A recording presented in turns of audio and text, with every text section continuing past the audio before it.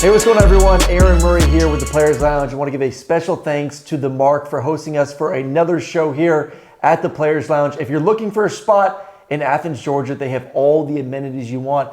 Basketball courts, location to downtown. Everything is right here at The Mark, so check them out for your next spot here at the University of Georgia. Once again, this is the Players Lounge. I'm Aaron Murray.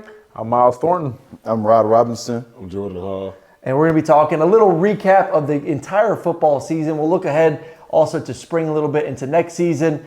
But first topic, fellas, because I know you guys love LeBron, obsessed with LeBron. LeBron was at the Natty, Right. rocking his Buckeyes on the hat. How do you stop LeBron if he tomorrow decided, you know what? I want Ohio State to win another national championship, so I'm leaving the NBA. I'm joining the football team as a tight end receiver. How do you stop him? And could he do it? Could he do it? He could do it without a doubt. I felt you got to like triple team him at that point. I mean, he's 6'9", 250 pounds, 40-inch vertical. I mean, he a red zone threat. You got to get him down. People forget like Brown not slow or nothing. Like he's fast too. I mean, it's gonna be hard, but I mean, somebody might be able to do it. I don't know.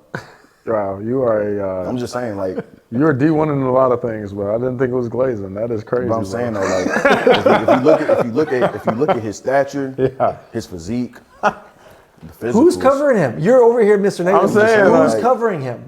Who's covering him? That sound like a creative player, don't it? For football, nobody. 6'9", 250, 4'4". Like, come on. Is it Megatron? It's Megatron. Yeah, it's pretty close. Y'all disrespectful. That's disrespectful. He jump higher than Megatron. He jumps higher. He's bigger. Bro, Yeah, stop. like, come on. He don't got the okay. We're 40 right now, fam. And he's still doing this, what he's doing in the NBA. Bro, you're not getting hit every play, fam. They trying Yeah. to. Okay. You boosting it. All right, like, let's say LeBron get chopped, then what? He gonna get back up the next play. Like, he might he's need a not. breather or He two. at 40. Tap the helmet, bro. Bro, he Like, gonna get out for the whole rest of the game. You seen Rest of the game. you seen LeBron get fouled before? He's 40. bro, he 40 now. Like, of Can't course, like flop when in you get football, fouled. fam. I'm You saying. can't flop in football. You You can't seen flop in Patrick? football. Right. That's different. We play quarterback. LeBron was playing tight end. Okay, but still. Okay, but he does. So they're going to flex him out. He ain't going to be in Yeah. line. He That's ain't what I'm saying. He's not blocking. trying to block He's gonna nobody. be blocking. He's not gonna block. He throwing one of these right He's here. not gonna He block. ain't blocking. LeBron When he comes blocking. in, you know why he's in. Everybody pointing, yo, who got 2-3? Who got 2-3? And that's Cool.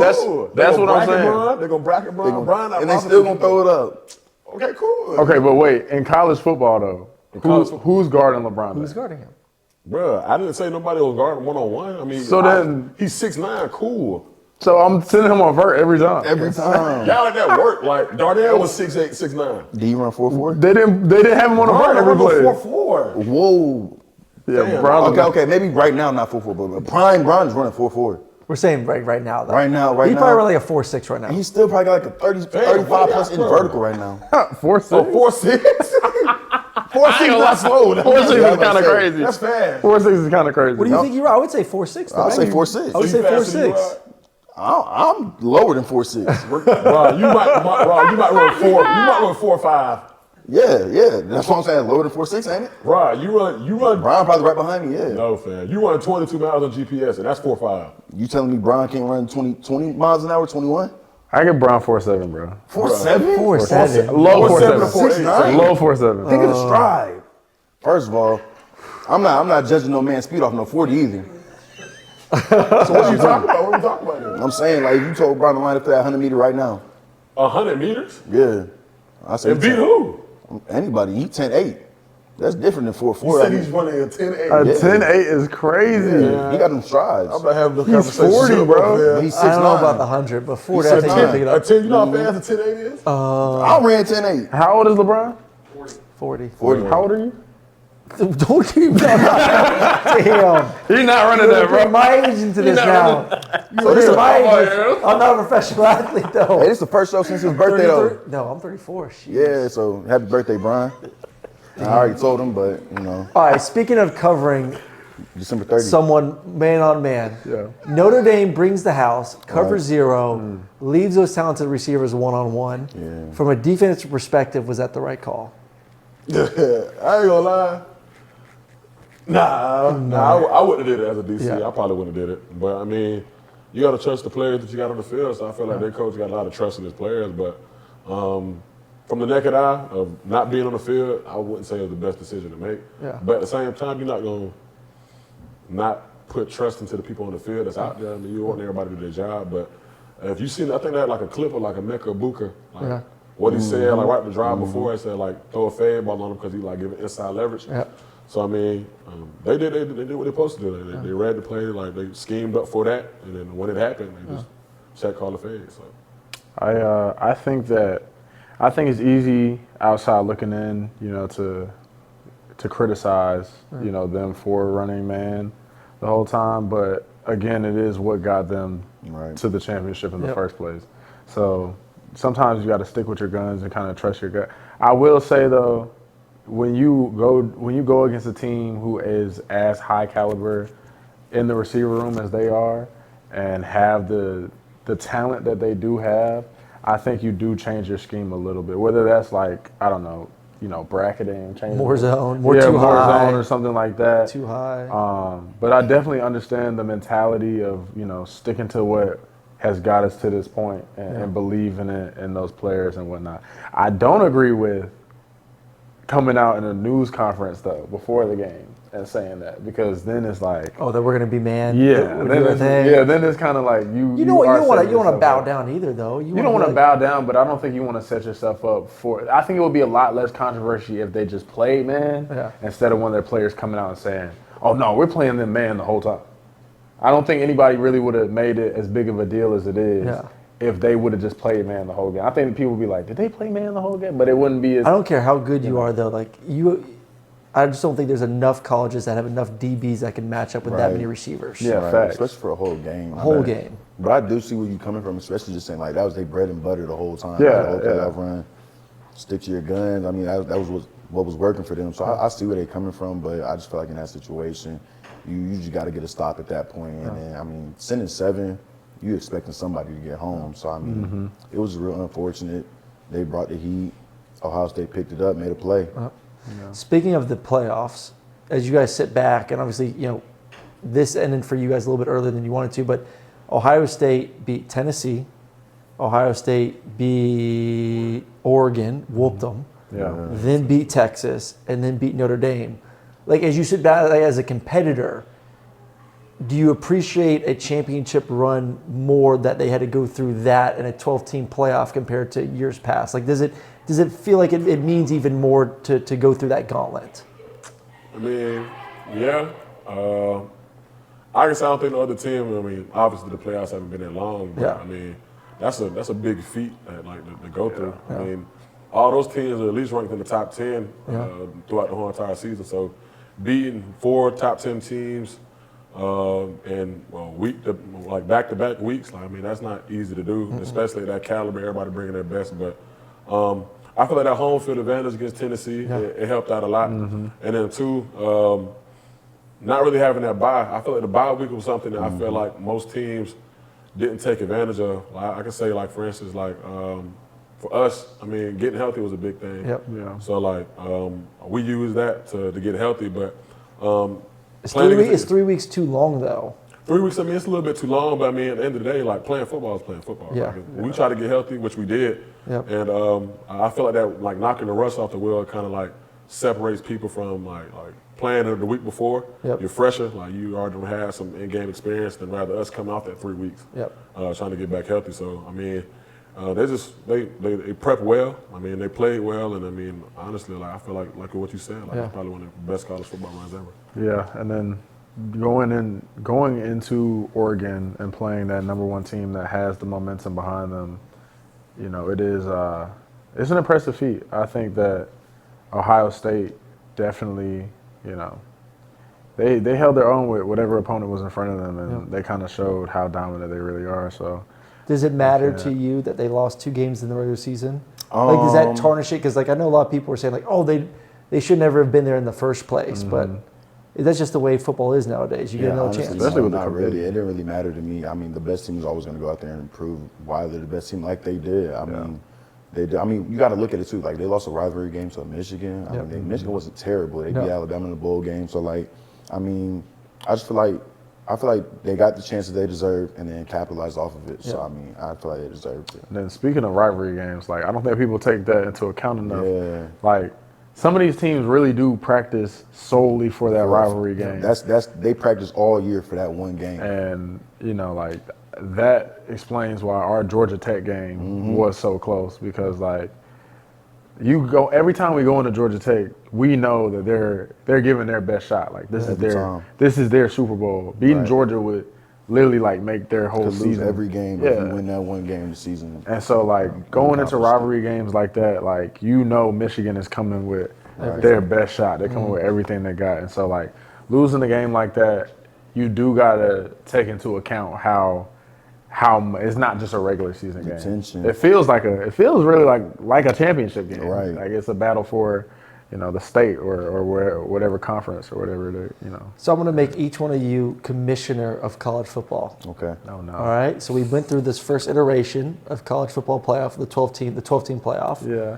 We've seen it. You guys felt it for being part of it. What would you change going forward? Because there will be change in 2 years, maybe even next year. Would you eliminate the extra bye? Would you have more home games instead of off-site? So like y'all would have gotten a home game in Athens. Like, what would you, as someone who's experienced it, what would you change? I said the top 4 teams get the byes instead of the conference champions. Yep. That was the biggest thing for me. Yeah. Because those games weren't the best for Yeah. Boise State. But Arizona State they saved it a little bit. Yeah, I They agree with saved it a that little one. bit. But Boise State, no. Yeah. That's hard. I'm not gonna lie. I agree with him though. I definitely think that it should be the top 4 teams that get the bye instead. Right. I'm still trying to. I don't know. I also thought 12 teams was kind of excessive. I was just about to say I don't know if I would. I don't know if I would do the because 12 the whole team first system, round bro. was boring to me. I don't know if The I'll whole do first it. Yeah, but like round was NFL's garbage. boring too, first round. Yeah, Not all the time though. Like Past 2 years it's been I terrible. gotta see this 12 team again. If it's the same way as it was this year, then like we might as well get rid of it.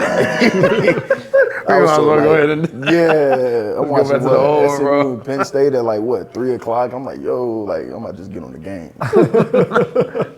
for real. So you're not over there. Anything you change, or you like it? Keep I it. probably wouldn't change it. I ain't gonna lie. You know they're probably going to get 14 teams, by the way. No, that's They're crazy. not going backwards. They're It's going crazy. getting Yeah, more. right. I probably wouldn't change it. If anything, I feel like everything kind of fine with it. Wait a minute. Like, Like, who falls into that? Like South Carolina. Who made this Yeah, 14? South Carolina would be South in. Carolina. Who? South Carolina and Ole Miss. I feel like they put up more of a fight than SMU. I mean, that was the worst game I ever watched. That was a rough one. Like 3 pick sixes. All right. So wait. Yeah, you'd go 14. Yeah. Wow. 2 top teams would get a bye. Yeah. Okay. And that's it. Wow. If I was commissioner, Yes. I would move up the season, start Okay. mid-August, Okay. okay? Get 3 weeks without the NFL, so more eyeballs on college football. Okay. Get rid of conference championship weekend. All right. Oh, Get that's right a good into the one. playoffs. What other sport has a 3-week break and just lets the fans just kind of meander around and then have to kick back up? Yeah, I Why agree. is there a break? And then this way, too, if you move the season up, you don't have to do the transfer portal in December because the season championship would be end of December. Portal would be the first 2 weeks of January. So you get rid of that mess and all that controversy. That sounds good to me. Come on now. Sound good till fall camp start July 4th. You're right. Till fall Hey, camp. you doing know what? workouts anyways in July? Yeah, we're gonna work out. I'm not trying You to at the start fall indoor. camp. You at the indoor. I'm not. You at the no, indoor. Ain't no We indoor. ain't no You at the indoor. indoor. Yeah. Coach got to be a little bit smarter about it then. No, it ain't gonna be no. It's gonna be the I Georgia would way. then just cut out one of like the you gotta look at cut the school, fat too. around the bye weeks. Like, I don't think you need 3 weeks. Yeah, that like the 3 weeks is just so crazy because So like long. we still doing the same thing and everything as if we preparing for a game for the most We had part. 3 bye weeks. Yeah, we had the 2 during the season and then I've done yeah, like 3 yeah, weeks in yeah. between, like the end of the SEC championship game until y'all Yeah. played again. Like Yeah, that's a bye week long be the worst type time. of practice. You might as well just play the game. Long All the time. way through. and then you up I there on wouldn't say the Saturday, whole too. time. I could at least get 1 bye week, but the whole 3, nah, I couldn't do it. 3. Yeah. All right, let's talk about Georgia season a little bit. Okay. What's your biggest takeaways? You guys are recording this end of January right now. I know focus is now on the next season, but like as you do think about the 2024 season, like what are your big, like what will you remember the season as? Well, for me, you know, I'm kind of in a role now where I get to take a step back and kind of see the big picture of everything, especially like with my injury and not being as in everything, I can kind of see the different compartments of how things work. But for me, I mean, like, I don't think, you know, people always say like, oh, it's just a rebuild year or something like that. I don't think we've taken a step backwards or anything like that. I think every year you stack on the year before. And so like, I think it's just another brick in this pile that we're going to keep stacking and we're going to keep growing. And I'm excited. If anything, I'm excited coming from this season to see the future stars and the potential that we do have as a team, and like seeing guys emerge that have been working so hard behind the scenes that, you know, like Gunner. Gunner is a huge example of somebody who for 3 years has just had his head down, working, being on scout team, doing everything they ask him. He goes in the game and puts together one of the best drives of our season. Yep. And so, you know, just seeing that and knowing that we have players that have been preparing this long for these big moments. I can't wait to see what the season looks like next year. I can't wait to see, you know, how we perform and then just how we mesh as a team. I think you get different dynamics and chemistries with each team, and I'm really excited to see how fun this season is going to be. You guys? Yeah, kind of just piggybacking off what he said, just seeing all the work that like some of the players put in that wasn't really seeing the field that much. Yeah. And just like seeing them come out of their shell the next year, like that's the biggest thing for me. Just watching everybody grow and grow myself. I probably say for everybody in this room especially, is getting back healthy, seeing everybody at their full potential for at least just a little bit, you know. But that's what I feel like I'm excited for next year. But I mean, last season, me personally, I feel like I took a lot of things differently. Mentally, I feel like I grew as a person. Off the field wise, even on the field, I grew a little bit. But mentally, it's like one of the most challenging years for me. Just because I've never been hurt in my life. So like having 2 injuries and having to have 2 surgeries back to back, him having a surgery, like everybody don't have surgeries back to back to back. Like ain't nobody seen one under the knife before, you know, or like even been hurt or been out this long. You know, especially me, like I've never been hurt in my life. So I don't know. I feel like dealing with that has been like the biggest change and my biggest takeaway from this year, like growing mentally and like strengthening like how I move throughout the day and like not taking nothing for granted because it can be taken away fast. So that's how I say that. Real fast. Exactly. I take that away the most. Talk about that, because it is, I remember senior year, obviously being a quarterback for 4 years, like you're the guy, you're the leader, I organize everything. And I remember when I got hurt versus Kentucky, which was the 11th game of the season, you expect like everything to stop. And maybe it's just because of my position too. Yeah. And like you get in the next day and everyone's preparing for the next game. Yeah. And I'm like, it's crazy, like the disconnect you feel at times from the team. Maybe you talk about like that, just because all three of you guys experienced it, and then new for you too, of like being in a situation where you feel like you're a part of the team, but like you're sort of not because you're not doing everything. Yeah. You want to go? Yeah, like for me, I'll say like the coaches did like a real good job with that for me. I can speak on my behalf. Just having me travel to like most of the games and everything, and then just being on the sideline, being in practice and everything, and just keeping up, especially since coming from me, like being a sophomore this year, like just knowing everything. And we had 3 freshman running backs coming, so like just make sure I pass down as much knowledge to them as I can. That really kept me in the loop of things. Honestly, for me, something that kept me in the loop, just really the team, like the guys around me. I don't know if I didn't have them around, I'd probably been way more depressed than I was. I ain't gonna lie. Being hurt, being out that long, like it humbles you. Honestly, like it really humbles you. Because I mean, coming off the spring that I had like a good spring. I was in a solid position where I wanted to be. Throughout, as far as my goals for the year, summertime I leaned my body up. I lost like 12 pounds, put on like 5 pounds of body. Like I'm like muscle mass. Like I was like really heading for like having like a breakout season, and then lo and behold, like I feel pain. I got hurt, you know. So like. Really having like people like this around who going through the same thing you're going through. So it's not like you're going through it by yourself, but just having like moments to share, like laugh with people, you know what I'm saying? And like really get to connect with people. And like when they see you at your lowest, everybody know you walking in there like you don't want to be there every day because you hurt. You know what I'm saying? Like nobody want to be in there when you hurt because you feel like you get like separated away from the team at points and times. But like just having that opportunity to laugh and have people like cheer you up, I feel like it's the best moment of like being around. Yeah, I definitely feel like Unc now because he's talking about being a sophomore, bro. I'm about to go into my 4th year. I'm like, damn. So like for me, I've been hurt 2 years in a row now, and so like, you know, like you said, you sit back and realize like this machine keeps turning with or without you. You know what I mean? And like they said, it's all about the support system you have and leaning on people because I ain't gonna lie, like this last year was, you know, my first injury. It was bad. You know, it kept me out a year, but I was optimistic about it. But the whole recovery process, you know, I'm just thinking about, all right, I got to come back stronger because I lost a whole year. So I got to come back.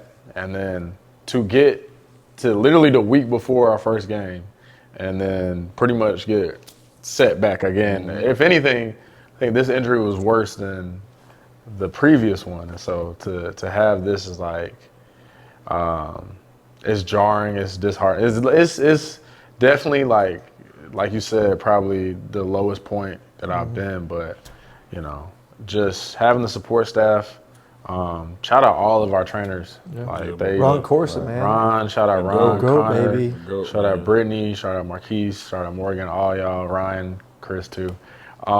They do a great job of like, and it's not even. You should be sending them holiday gifts. Yeah, you know I do. Me and my mama both send them out the car, but and the stress I don't put my mama through too. Like that's a whole other. That's a whole other thing. But like, you know, this university does a really good job of taking care of its people, and that's real. That's not just, you know, that's not for publicity. I'm not just saying that because, you know, I'm on this podcast or whatever. Like they really do a good job, and then having your teammates, having like me and Rod. Countless days being in the training room together. We, you know, what last like 7 months? Yeah, 7 months together of us just, you know, trying to keep our head above water, man. But it's definitely, it's all about how you approach it. And I've been blessed to have great people around me, and you know, have a good mindset of moving forward. So. All right, a little bit more positive. Yeah. Right. So we all don't start crying about us being, you know, injured. Yeah, facts. You know, at least we're not like our boy Jake over here who broke Jake. his back. R.I.P. Jake's back. Nice man. Nice man. Thought he was an athlete till he figured out he can't run on ice. Send up a prayer for What's Jake. your favorite moment of the season? Whether it's a play, a game, anything. Like That what? should be easy for everybody. What? Gunner's hit versus Texas. That's crazy. Trev run against Texas. Winning that, I felt like I was top of the world. I ain't never won a championship in my life. No cap. It was either that or when Nate scored against Tech? Yeah, Tech. Yeah. Those were the best moments because it's like a sigh of relief. Like every other game, it's like I was fighting tooth and nail, but it was like, man, like it's finally over with. You right. I was trying to figure out mine. You right, bro. Nate scoring at Georgia Tech, bro. Fam, it was cold. I was ready to go home. I was ready to go to the locker room, fam. I was like, It got to a point. I said, bro, win, lose, or draw. I was like, yo, somebody got to score, bro. At this point, bro. Like, let the best man win. I was just mad because like every time like they didn't score, I'm like, okay, now we got to score. we gotta score. We got to end it. And we going to the next one. I was like, nah. Do y'all like the 2-point conversion? I like it. It was kind of fun. I do. Okay. I do. It was kinda fun. It's better than going to like 7 overtime starting from the 25. you know, I ain't gonna lie. Yeah. I ain't gonna lie. But that's the thing is like, How many times are you going to get 7 overtimes for the 25 though? Then Yeah, but it's like one time. Yeah, it was one like time, one but that was time. I ain't LSU know The versus game A&M. was suspense was like. see, I ain't know all the rules right though. here. I ain't know all the rules. I ain't no rules either. All right, so let's talk about the draft a little bit. Georgia, of course, going to get a bunch of guys drafted. You know these guys better than anyone else. You've been with them. You've seen them train, work out, all that. So just give me a little blurb of like some of the top guys. Like what's an NFL team going to get? And let's start with your guy first, Malachi. Like, what's an NFL team going to get when they get him in the first round? Yeah, greatest player of all time, Malachi Starks. You're going to get exactly what you got with Kamari Lassiter. You're going to get a straight dog, a guy that's going to go to work every single day. a guy that's gonna change the culture in the locker room. You know what I mean? A genuine person. And then on the field, I mean, he don't even got to say too much. Just turn on the film. Right. Turn on the film. You about to get a dude that can cover a whole. I'd say 2/3 of the field. You know what I mean? Y'all play cover 3. All you need Malachi back there. That's like, hey, I got my money on him. That's all I'm saying. You see what I'm saying? With Michael, you know what I mean? You got a solid edge rusher coming off the edge and a big, strong, strong Michael coming off the edge, and then Jalen. Why? And then Jalen big and strong too. Yeah, you gonna get a dog. You gonna get all dogs, man. It's not too much to say, man. You gonna get all dogs. Yeah, man. Big and strong? Big and strong. Nah. And fast too. Big, strong, and fast. Okay. Physical. Yeah, man. Jalen especially, man. He just like a specimen. I mean, he coming off the edge. All right, bro. That one ain't crazy. All right, hey, lock in. Go ahead, bro. Yeah. What you got? I'm cool, man. Go ahead. Talk about your guys, bro. I'm gonna talk about the line room. Yeah, man. Jalen, I mean, he dropped back in coverage. He one of the best rushers in this class. Yeah. I mean, I just feel like he a guy to go in every day, go to work. Yeah. Like, you don't even got to say too much about him. And like Malachi, I don't know about no 2/3 of the field, but like, he definitely he can cover. He can cover for sure. And he be in the box too. That's the thing. Like, I was surprised about. He made tackles. Oh yeah. And then like everybody else, I mean, I just feel like when you come from Georgia, like you already got that work ethic installed in you, and everybody gonna go to work. I'll speak a little about it like the guys I went against. A guy like Tate, like me going against him since I came in, he was really what made me the player I am today. So like Tate, you get a guy come in, work hard, you get the same person every single day. Jared Wilson, same thing with him, but freak athlete. I ain't gonna say we gonna run in the 40, but was he gonna run the 40? I would hope so. I pray to God he do. Yeah. What I see, he better. But him, Chaz Chambliss, awesome guy, getting the same play every single day. Michael, cut on the table, speak for himself. Warren, same thing, explosive, bring light to the room. Nas, gonna do his job, fall asleep, and get up and do his job some more. Tyrion Ingram-Dawkins, freak athlete. Not gonna say we're gonna do it at the combine, but it's gonna be crazy. So we got. What about my guy Dan Jackson? I was just about. Oh yeah, man. Oh yeah, I forgot. Dirty about Dan got a chance. Dirty. Yeah, just he like bring his lunch with him and everything. Dude, go to work. I was about to say, just like I equate Dan to like a Cooper Kupp, where like people are definitely gonna look at him and doubt him, but a couple years in the league, y'all gonna be like, damn, Dan Jackson's a dog. Right, big. Dan, I hope he lasts a couple years in the league the way he hit. Like he throw his body at you. Like what? He don't know guard where for himself. Shit, I done got hit by Dan a couple times, bro. Yeah, he was a doubter, Dan. My boy No Sean. Every show. Really? No Sean always down Dan. Dan probably was like one of our most consistent players this year. I know. He like the glue. Like, you know everything together. You smart and he play fast, physical. Yeah, man. Shout out Dan. Hell of a guy too. Shout out Dan. Right. Great guy. All right, before we end the show, obviously we're in spring. We'll do some shows throughout the spring. Obviously, we're going to do some shows with you, highlighting some young guys coming up in the program. But I know some of you guys are still recovering. But like, what do you want to accomplish the next 8 months before September or whenever that first game is? Like, what are some of y'all's personal goals and team goals too? Should get healthy. I was about to say for me, stay healthy. Yeah, get healthy, stay healthy. Get to a point where I want to get back to when I was in high school, bro. I couldn't get hurt at all. I know, right? I just want to get back to the point where I feel back comfortable and doing everything that I was doing before my injuries. Yeah. So, I mean, we getting there. I was on the way. A little setback, took a little step back, but, can't do nothing but keep going forward now. I'd probably say build more confidence back again. I think that's the biggest thing. But outside of that, just take advantage of every opportunity given to me. There's a lot of things out there that we've been blessed with, NIL, different partnerships, different people trying to work with you. I don't know. I just feel like taking advantage of everything that comes with everything. You know what I'm saying? Like just being a football player here at the University of Georgia, especially like workouts and lifts. Like going home and working out and then working out at the facility, two totally different things. I feel like I'll never get tired when I go and work out somewhere like outside the facility. Like I always just be on top of everything. But like my first day back lifting was, I think it was Friday, last Friday.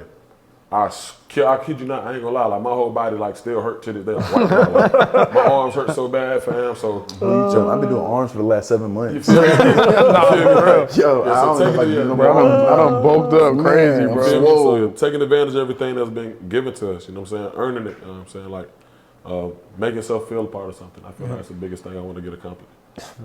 All right, well, that's it for this show of the Players Lounge. Appreciate you guys sitting down, chatting it up. Once again, Aaron Murray here. Miles Thornton. I'm Rod Robinson. Jordan Hall. And we'll catch you on another episode here of the Players Lounge. Can we do one more of those with, again, thanks to the Mark? Oh, yeah. All right. All right, that's another show here at the Players Lounge. I want to give another shout out to the Mark for hosting us, as always. The best spot in all of Athens, Georgia, right near downtown Athens, Georgia. Once again, my name is Aaron Murray, the host. We got Miles Thornton. Rod Robinson. And Jordan Hall. and we'll catch you on another episode here at the Players Lounge.